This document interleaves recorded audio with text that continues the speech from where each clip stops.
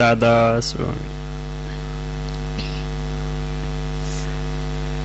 स्वामी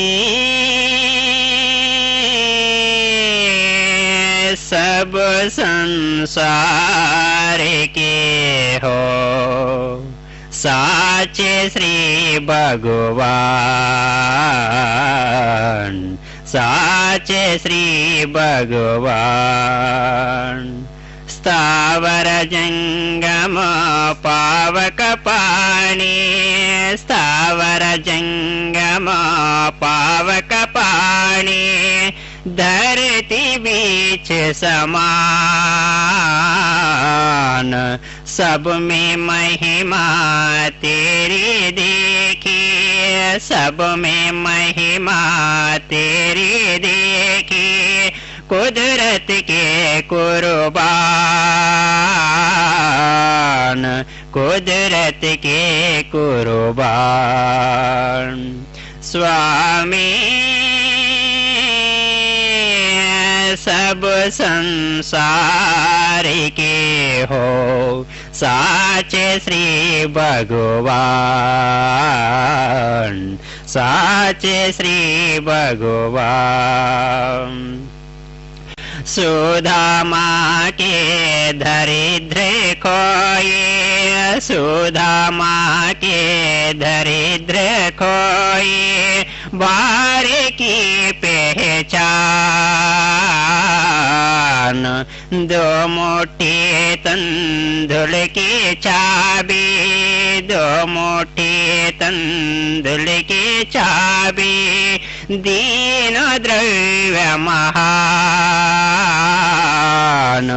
दीन द्रव्य महान।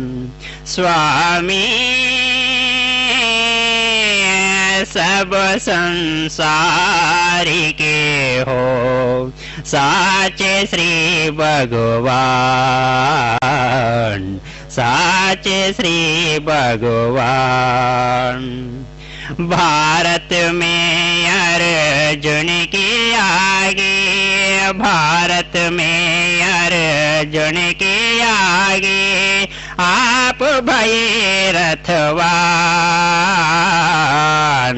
उनने अपने कुल को देखा, उनने अपने कुल को देखा, छूट गए तीर कमान, छूट गए तीर कमान। स्वामी सब संसार के हो साचे श्री भगवान, साचे श्री भगवान। ना कोई मारे ना कोई मरता, ना कोई मारे ना कोई मरता, तेरा ये अज्ञान। चेतन जीव तो अजर अमर है, चेतन जीव तो अजर अमर है, ये गीता का ज्ञान, ये गीता का ज्ञान। स्वामी सब संसार के हो साचे श्री भगवान, साचे श्री भगवान। मुझ पर तो प्रभु कृपा कीजे, मुझ पर तो प्रभु कृपा कीजे, बंदी अपनी जान। मीरा गिरधर शरण तिहारी, मीरा गिरधर शरण तिहारी, लगे चरण में ध्यान, लगे चरण में ध्यान। स्वामी सब संसार के हो साचे श्री भगवान, साचे श्री भगवान।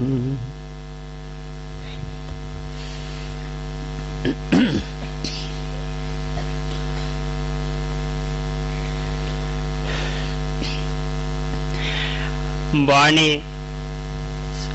हुजूर स्वामी जी महाराज जी के सार वचन संग्रह वचन 15।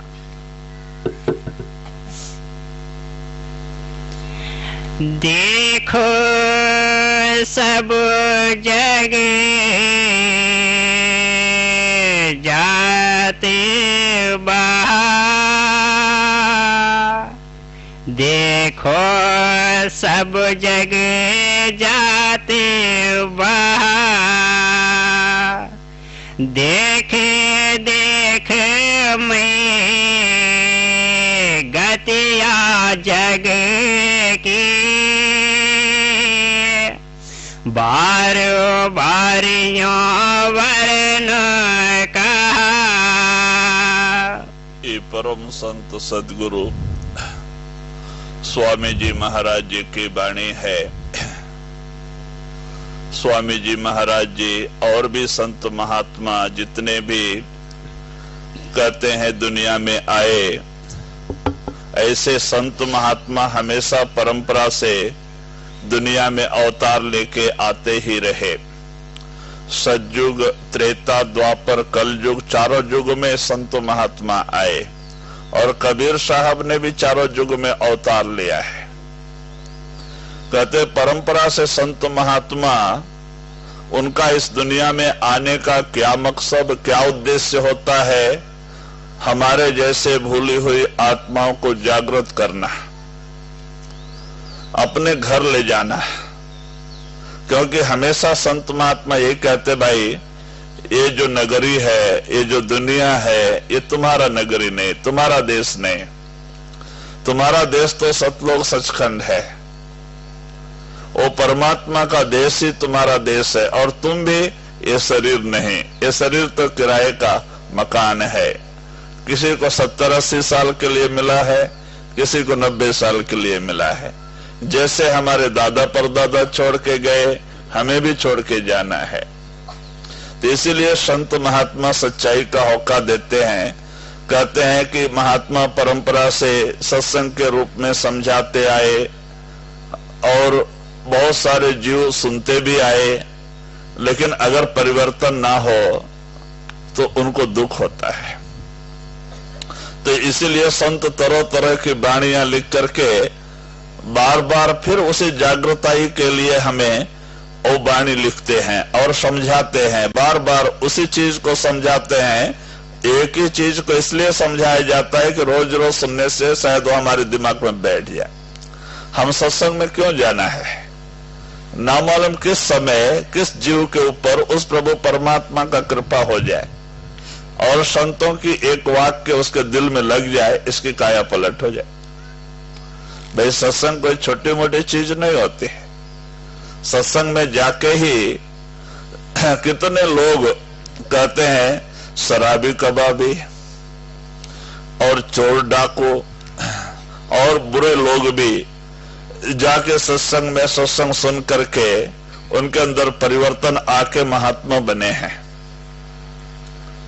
भाई इसीलिए ना मालूम किस जीव को उस प्रभु परमात्मा को किस समय जागृत करना है, किस जीव का किस समय आना है। तो इसीलिए महात्मा कहते हुए सत्संग में जाते रहो, जाते रहो, जाते रहो। ना मालूम उसकी कृपा किस समय किस जीव पे हो जाए। और संतों का एक वाक्य भी अगर दिल में लग गया, इसकी काया पलट हो जाती है। ये पलटू दास बन जाता है, दुनिया से इसके ख्याल बदल जाते हैं और इसका प्रेम प्यार दुनिया से हटके उस मालिक के नाम से जुड़ जाता है और उस रास्ते पे चलने लग जाता है।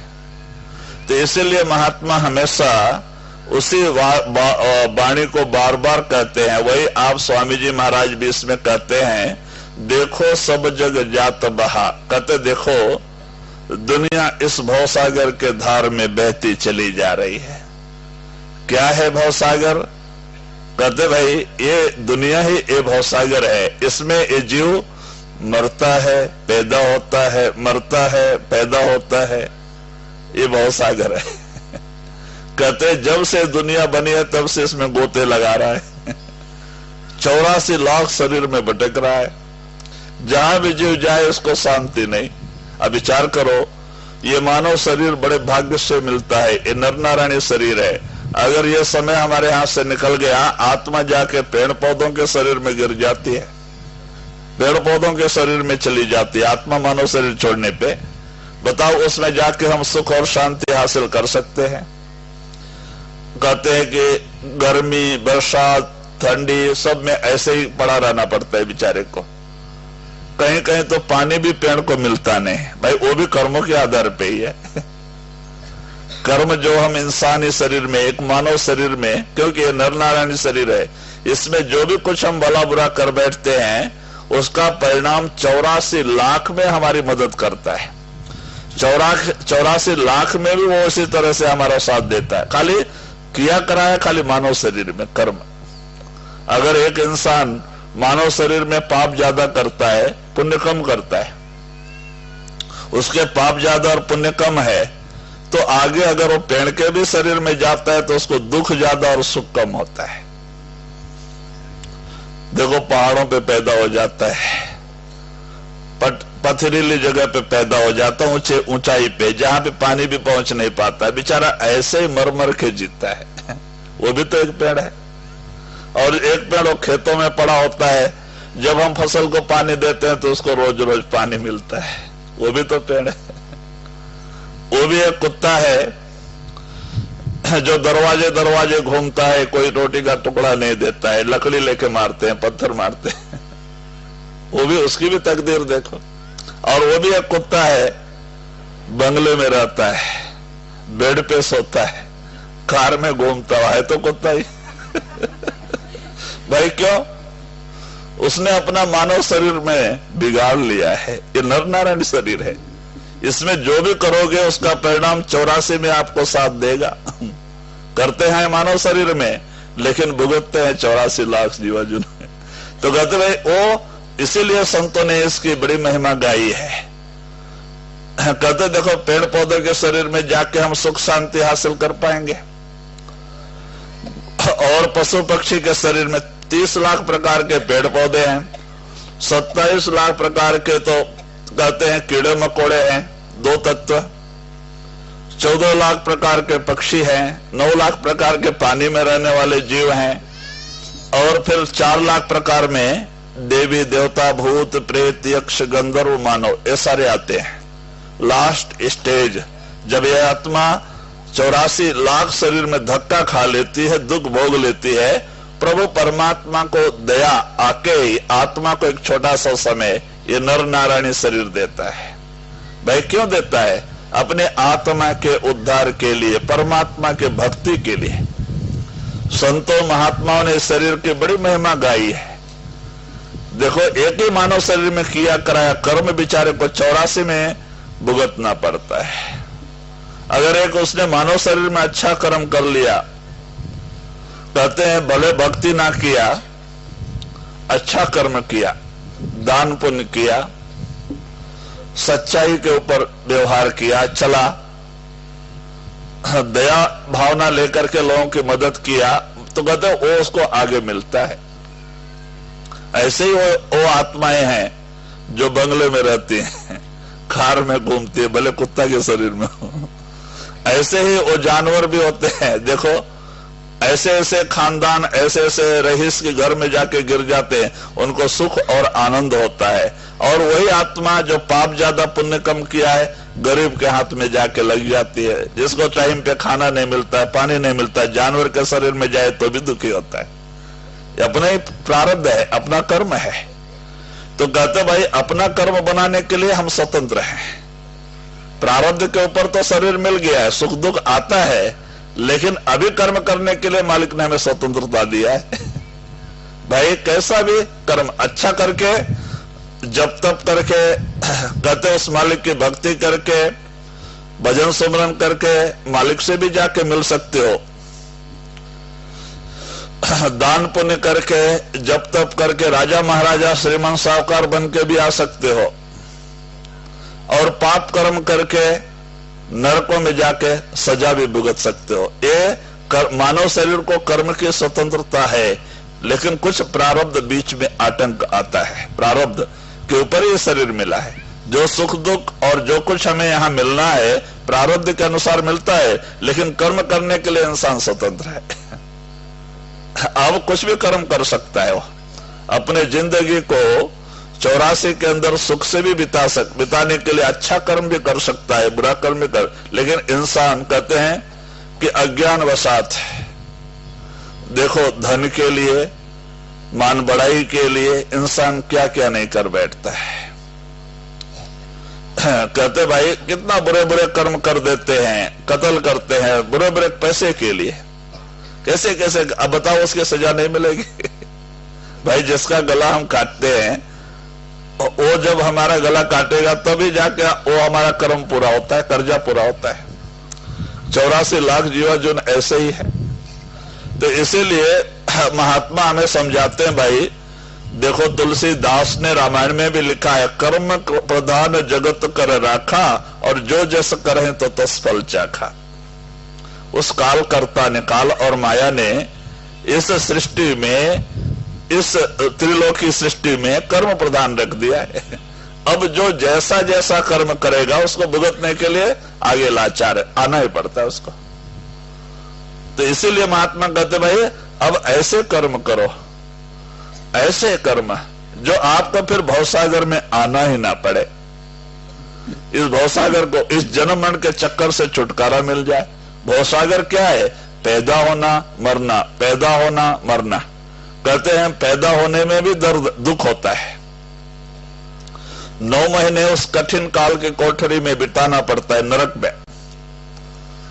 औधा पड़ा होता है उल्टा, सर नीचे पैर ऊपर। कहते हैं बड़ी विचित्र हालत होती है। उस समय इसको सैकड़ों जन्म की खबर होती है मां के गर्भ में। वो प्रभु परमात्मा की दया होती है, वो शब्द और प्रकाश प्रकट कर देता है। भाई देखो, वो प्रभु परमात्मा हमारी वहां भी रक्षा करता है 9 महीने मां के गर्भ में। वो शब्द और प्रकाश प्रकट करके हमारी रक्षा करता है। अंदर में वो शब्द सुनाई देने के कारण से, ज्योति दिखाई देने के कारण से उस आत्मा को सैकड़ों जन्म की खबर होती है मां के गर्भ में। वो सब आगे पीछे का सब देख के, सोच के, मैंने पीछे कितना कितना दुख भोग के, कैसे कैसे शरीर में दुख भोग के मैं यहां आया, ये भी काल कोठड़ी। आत्मा घबराती है और बार बार उस प्रभु परमात्मा के चरणों में विनती करती है। क्यों? परमात्मा का ध्यान बना होता है, इसलिए तो परमात्मा वहां हमारी मदद करता है। वो शब्द और प्रकाश प्रकट कर देता है, जिससे हमारी रक्षा होती है। और बार बार ये प्रार्थना करता है, प्रभु परमात्मा हमें इस काल कोठड़ी से निकालो, तुम्हारे भजन सुमरन के अलावा और कुछ नहीं करेंगे, कुछ नहीं करेंगे, कुछ नहीं करेंगे। लेकिन जब 9 महीने पूरा हो जाता है, बाहर आवत सभी भी सारा। जब ये पृथ्वी पे गिरता है तो माया भूल भरम का पर्दा डाल देती है। जो यादाश्त पिछले थे, सैकड़ों जन्म की याद, वो भूल जाती है। शब्द सुनाई देता था, प्रकाश दिखाई देता था, वो बंद हो जाता है।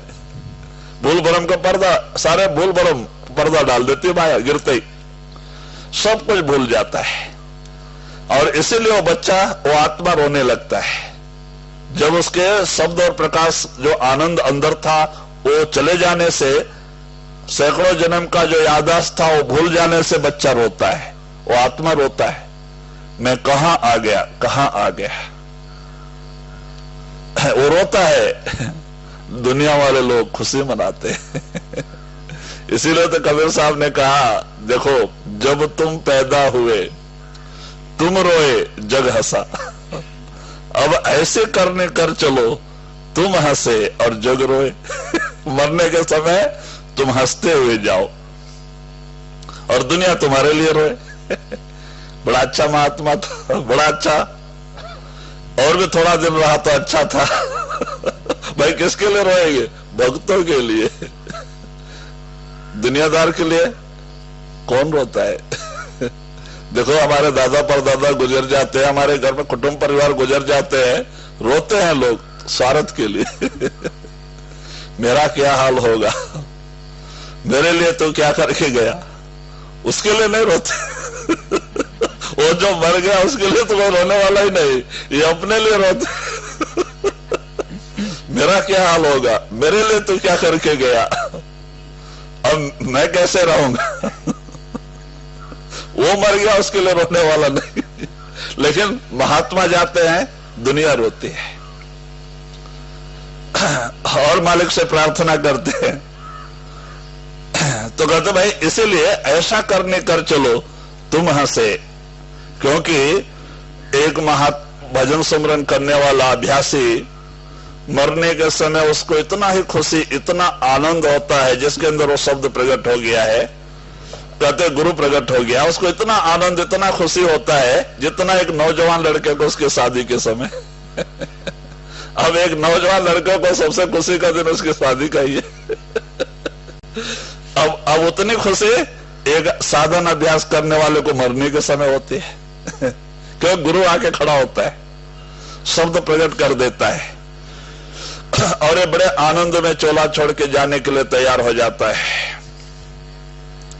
तो इसीलिए महात्मा कहते भाई ऐसे करने कर चलो कि मरने के समय तुम हंसते। तुकाराम जी जाने के समय अपने औरत को भी कहते भाई तू भी चल, आती है तो बोलते बच्चे लोग छोटे छोटे हैं इनका मैं तू तो हमेशा वही विठल विठल जपते रहता है, मैं गाएगा तो इनको कौन संभालेगा तो जब वो जाने लगे तब उसको बैराग में दो, भाग भाग के जाते लगे चले गए तो कहने का मतलब कौन आता है दुनिया छोड़ने के लिए तैयार नहीं, जो नासवान है, जो झूठ है, जिसका हमारा संबंध 4 दिन का है, उसको हम सच समझे बैठे और जो सच है उससे दूर हुए। और इसीलिए कहते हैं कि भक्ति सब कोई करे भ्रमना ना टरे, भ्रम जंजाल दुख द्वंद्व भारी। भक्ति सब कोई करता, भ्रम दूर नहीं होता है। हमारा प्रेम प्यार दुनिया से हटके उस मालिक के नाम से जुड़ता नहीं तो भ्रम रहेगा ही। तो इसीलिए महात्मा कहते हैं कि इसीलिए संतों ने इस दुनिया में ये जीव बार बार जब जब मानव शरीर मिला इसे, परमात्मा ने अपनी आत्मा के उद्धार के लिए छोटा सा समय दिया, तब तब ये भ्रम में चला पड़ गया। और इस तरह से देख करके संतों ने उसको वाणी के जरिए जागृत करने की बार बार कोशिश किया, लेकिन फिर भी संतों के वाक्य के ऊपर जीव को यकीन नहीं आता, भरोसा नहीं आता। संत सच कहते हैं, वो कहते भाई जैसे हमें सुख शांति मिला आपको भी मिलेगा। आप दुनिया से प्रेम प्यार हटा लो, गुरु के साथ जोड़ लो, नाम से जोड़ लो, नाम का बन के दुनिया में रहो। महात्मा ये नहीं कहते बाल बच्चे छोड़ दो, पीला कपड़ा रुद्राक्ष पहन लो, जंगल पहाड़ों में जाओ, कहते दुनिया में रहो लेकिन दुनिया का बन के नहीं, गुरु का बन के रहो। जो प्रेम प्यार दुनिया से जोड़ के रखे हो हटा लो और सदगुरु के चरणों से जोड़ लो, नाम से जोड़ लो, रहो बाल बच्चे में। ड्यूटी समझ के बजाओ, उसका समझ के नहीं, ड्यूटी समझ के, क्योंकि ये 4 दिन का खेल है, तमाशा है, एक दिन छोड़ के जाना है। तो कहते भाई आप मुक्त हो, आपको ये बंधन कोई कुछ नहीं करेगा, आप यहां भी सुखी वहां भी। तुकाराम ऐसे ही थे, वो भी बाल बच्चे में रहते थे, सारा कारोबार करते थे, लेकिन उनका प्रेम प्यार, उनका मन विठल से जुड़ा था, नाम से जुड़ा था। वही संत महात्मा बताते भाई यही तरीका और साधन है आपको सुख और शांति पाने का। सुख शांति दुनिया के सामान में नहीं, उस मालिक के नाम में है अगर दुनिया में होती तो लोग उसको हासिल कर लिए होते। देखो आज दुनिया में सुख शांति किसको मिली है? कहते राम गयो रावण गयो जाको बहु परिवार, कहे कबीर थिर ना रहे सपने जिम संसार।